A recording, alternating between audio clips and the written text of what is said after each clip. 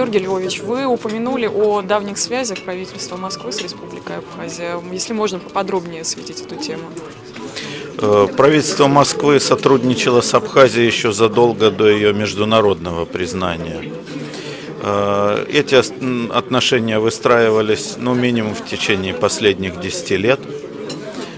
Речь шла первоначально, конечно же, в наиболее сложные для Абхазии времена, прежде всего о гуманитарной помощи, которая московской стороной оказывалась. Но, безусловно, необходимо было и решать вопросы оживления экономики, оказания реальной помощи в создании объектов на территории Абхазии. И где-то с середины первого десятилетия нашего века 21-го уже встал в практическую плоскость вопрос о таких объектах. Вы, наверное, знаете о том, что завершается сейчас строительство Дома Москвы в Абхазии, в Сухуме.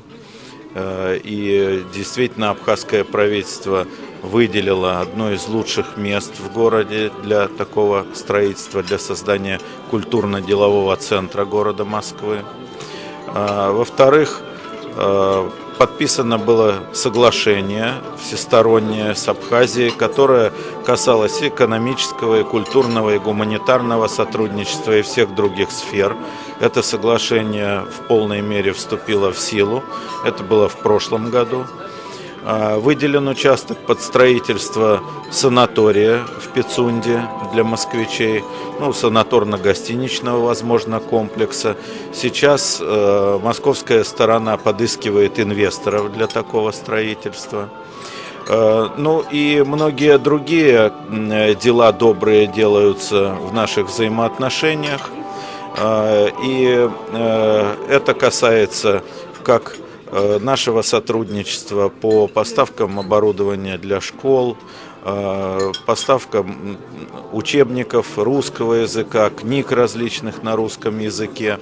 Взаимодействие активнейшее ведется по помощи ветеранам и так далее. Это можно, так сказать, долго перечислять, но наше действительно сотрудничество с Абхазией очень доброе, искреннее и основывается на контактах первых лиц руководства Абхазии и города Москвы.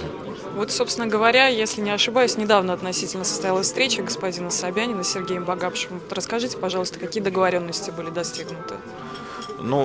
Я, конечно, не хотел бы вникать в детали, может быть, такой встречи. Это право тех, кто ведет беседу, рассказывать о самой встрече.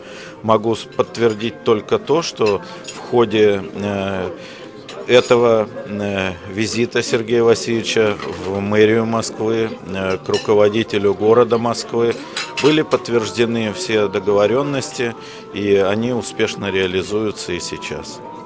Так получилось, что независимость одновременно с Абхазией получила и Южная Осетия. И зачастую эти две республики сейчас воспринимаются как сестры-близнецы. Поэтому мой вопрос тоже вполне очевиден. Как развиваются связи правительства Москвы с Республикой Южная Осетия? Вы, наверное, знаете, что Москва в числе первых откликнулась на то горе, которое постигло Южную Осетию, нападение на нее, разрушение, которое уже вторично за последние 15 лет или 20 лет республика пережила. И Москва выделила средства на строительство целого района в Цхинвале, который так и называется Московский район.